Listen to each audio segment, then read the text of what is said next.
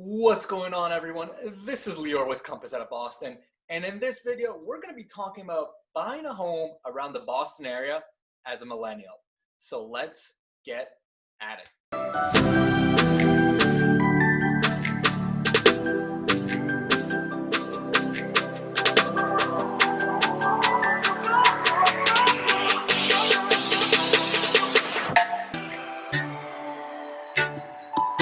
What's going on, everyone? My name's Lior and I'm with Compass out of Boston, and in this video we're going to be talking all about buying a home if you're a millennial around the Boston area. Before we get into it, two quick things. If you guys haven't already subscribed to my channel, smash that subscribe button. I put out tons of new videos every single week talking about all about living in different parts of Boston, what it's like buying, selling, investing, and everything in between. So smash that button and you'll be notified. And number two, if you guys are even thinking about doing anything with real estate, whether it's buying, selling, investing, leasing, whatever it is, send me a call, shoot me a text, send me an email. I get so many calls from you guys watching my videos on YouTube, and I absolutely love it. So just hit me up and I will take care of you. So let's get into today's content, which is all about buying a home as a millennial around Boston. And we're going to talk about it from four different perspectives. We're going to be talking about it from a price and financing perspective. We're going to be talking about it from an area perspective. We're going to be talking about it from a type, what kind of house perspective, and then another where we'll talk about a few other things. So let's get into the first one, which is financing and price. And with financing and price, you really want to get comfortable with what are your loan options, right? Because you're probably going to be a first-time home buyer, which gives you access to a lot of first-time home buyer products, right? So you have access to things like mass housing. You have access to programs like FHA, which isn't technically first-time home buyer, but a lot of first-time home buyers do use, right? And basically, these programs allow you to put down as little as 3.5% to 5% down on your loan, right? So even though the Boston area is super expensive, and let's say you're looking at $500,000 condos, right? Instead of putting down $125,000, which is like your 25%, right? Instead, we could be looking at like under 50 grand, which is huge. So evaluate your financials, right? And what I mean by that is, if you're thinking about doing a program like that, evaluate, check out your cash position, right? Make sure you don't overextend yourself and put too much money down and not have enough cash to support yourself.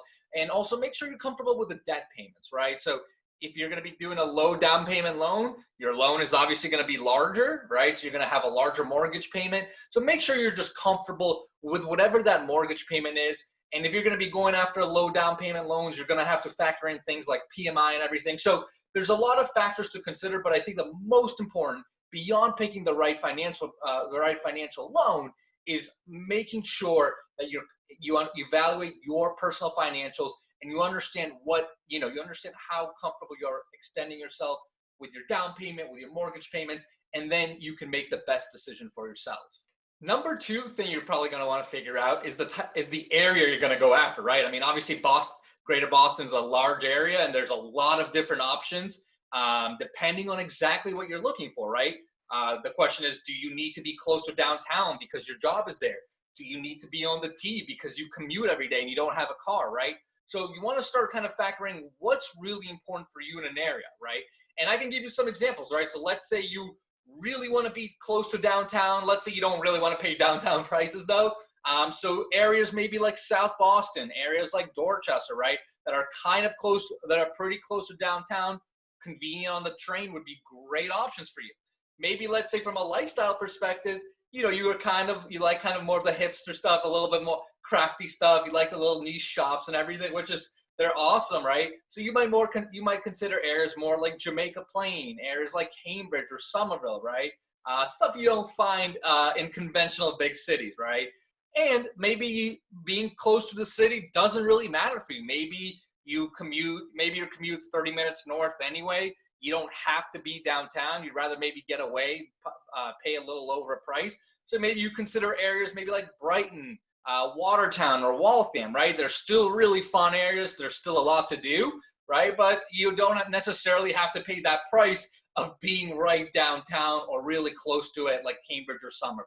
So evaluate what's important for me. What am I willing to live in? How close do I need to be to the city? How close do I need to be to the T-stop, right? Because all those factors are really going to influence your price, the type of house you're going to, and the type of house that you're going to be looking at. Factor number 3 is the type of home, right? So we already kind of touched on this a little bit, but do you have a major preference for what kind of home you want, right? Some people are absolutely set on buying a single family, whereas some people just don't want to touch a single family. All they want is condos, right? And that's going to impact that's going to be impacted by your price and where you're looking, right? So if, for example, you're looking, say, downtown, or let's say South Boston, single families there can be really expensive, or even Cambridge and Somerville, right?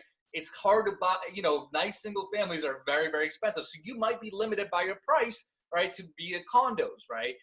Again, some people are looking for maybe specific amenities, right? Maybe they want like ballet, a gym or a pool or a roof deck, right? And that's something you just can't get with a single family. So a condo makes sense, right? So evaluate is there something that you really particularly want, right? Do you really want a single family? Do you really want a condo?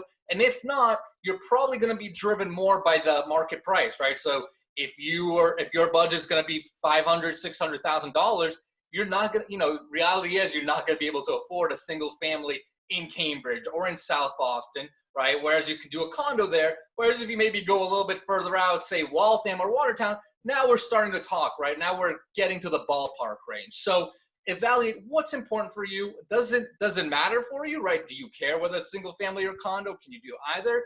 And if not, right, it's going to be dependent for you on location. And finally, the last one, the other bucket I call, there's 2 factors I'm going to throw out. Number 1, if you're a millennial, right, are you going to be buying and are you thinking about potentially doing some sort of roommate situation, right, where you can maybe rent out a bedroom to a buddy, a friend, a girlfriend, boyfriend, whatever it is, right? So think about as you start evaluating, going down the path of finances, choosing the location. If that's something that's important to you, you want to be thinking about that.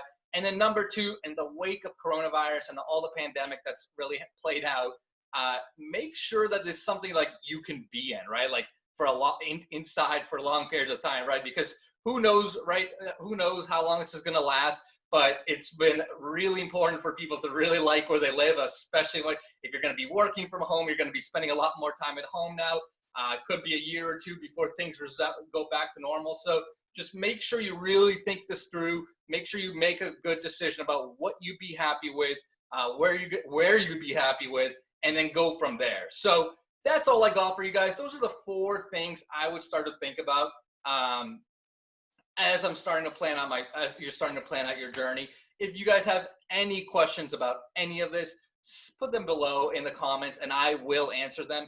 And like I said, guys, I get so many calls from you guys all the time asking me about advice on buying, selling, where should I live in Boston, what do I need to look for, and everything in between. So send me a call, shoot me a text, send me an email, whatever it is, and I will help you guys out.